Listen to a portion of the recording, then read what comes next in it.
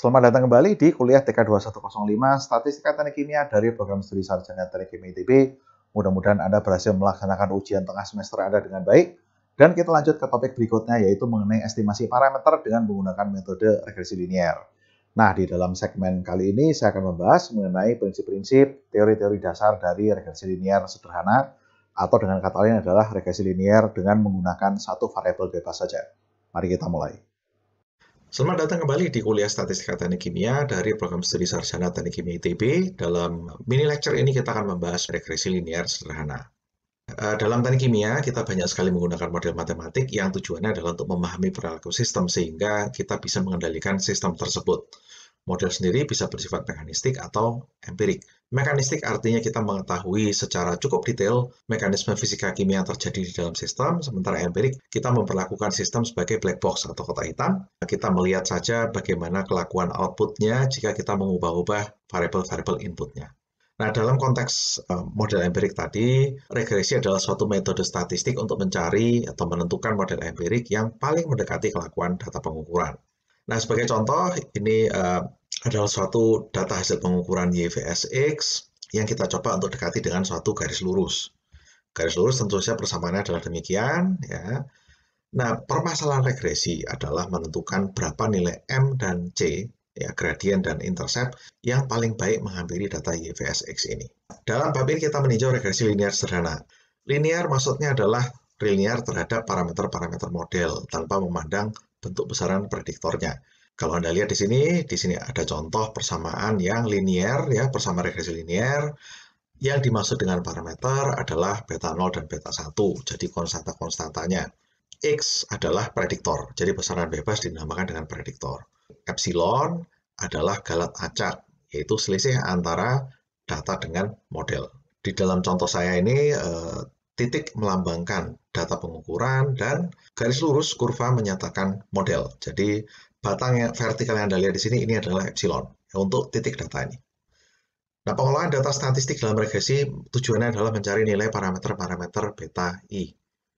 Namun demikian, adanya ketidakpastian pengukuran ini membuat kita hanya bisa memperkirakan nilai beta I tadi. Kita tidak bisa mengetahui secara eksak. Kemudian setelah kita mendapatkan estimasi terbaik dari beta I, maka model matematiknya menjadi persamaan regresi yang diberi simbol ada topinya ini, ya. Y topi sama dengan beta 0, beta 1, X. Ya. Jika persamaan regresi ini kita gunakan untuk meramalkan nilai Y berdasarkan pengukuran X yang belum terjadi, maka Y modelnya dinamakan sebagai predicted value.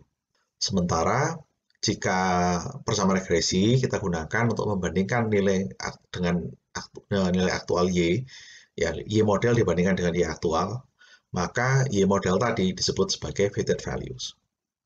Ada beberapa cara untuk melakukan regresi. Yang paling populer adalah yang satu ini, ya, metode kuadrat terkecil atau least square, di mana Anda mulai dengan mencari jumlah kuadrat dari epsilon, jumlah kuadrat dari selisih antara data dengan model. Jadi untuk setiap titik data Anda cari berapa nilai epsilonnya dikuadratkan, kemudian dijumlahkan untuk semua titik data.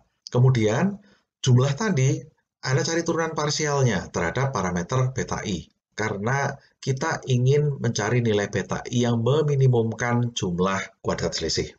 Ya, meminimumkan sesuatu artinya mencari turunan pertama dan menyamakan turunan pertamanya dengan 0. Ini contohnya sederhana saja, ini adalah persamaan regresinya, beta 0 tambah beta 1x. Kemudian epsilonnya didefinisikan sebagai Y data dikurangi Y model. Ya.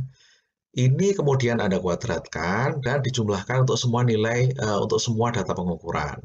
Suku ini kemudian Anda turunkan terhadap beta 0 dan beta 1. Dan turunannya kita samakan dengan 0. Kemudian dengan sedikit manipulasi aljabar, maka kita akan mendapatkan sistem persamaan linear di sebelah kanan ini yang dinamakan dengan sistem persamaan normal. Ini adalah sistem persamaan linear yang terspesifikasikan secara tepat. Dalam hal ini, ada dua persamaan linear dalam dua besaran yang tidak diketahui, yaitu beta 0 dan beta 1. Jadi Anda bisa menggunakan metode-metode penyelesaian sistem persamaan linear apapun. Mau menggunakan substitusi berurut bisa, menggunakan eliminasi Gauss bisa, apapun itu.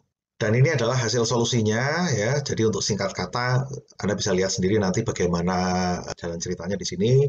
Ini adalah konstanta-konstanta tadi ya, beta 0 dan beta 1 dihitung dengan rumus yang ditulis dalam bentuk shorthand. Anda bisa lihat definisi SSXY dan SSX itu apa dari atas ini.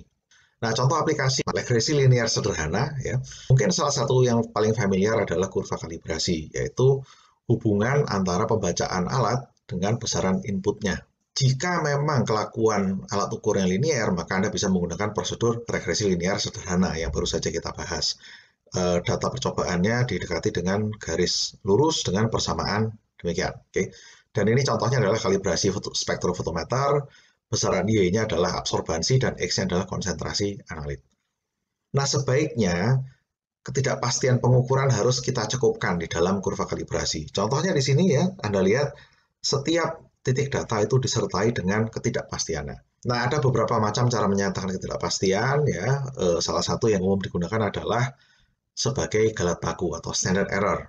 Di mana standard error definisinya adalah simpangan baku dalam suatu replikasi. Jadi misalkan pada konsentrasi analit 100 ini Anda ulangi 3 kali misalnya. 3 nilai itu kemudian Anda rata-rata dan Anda hitung simpangan baku cuplikannya. Dibagi dengan akar ukuran cuplikan, akar 3 misalkan kalau triplo. Nah, besarannya dinamakan dengan galat baku atau standard error. Nah, perilaku alat ukur belum tentu linear sederhana seperti demikian. Anda bisa mendapatkan kelakuan non-linear, ada mungkin linear multizone, dan sebagainya. Dalam segmen selanjutnya, masalah ketidakpastian ini akan kita kupas lebih lanjut dalam konteks bagaimana dampaknya terhadap parameter hasil regresi.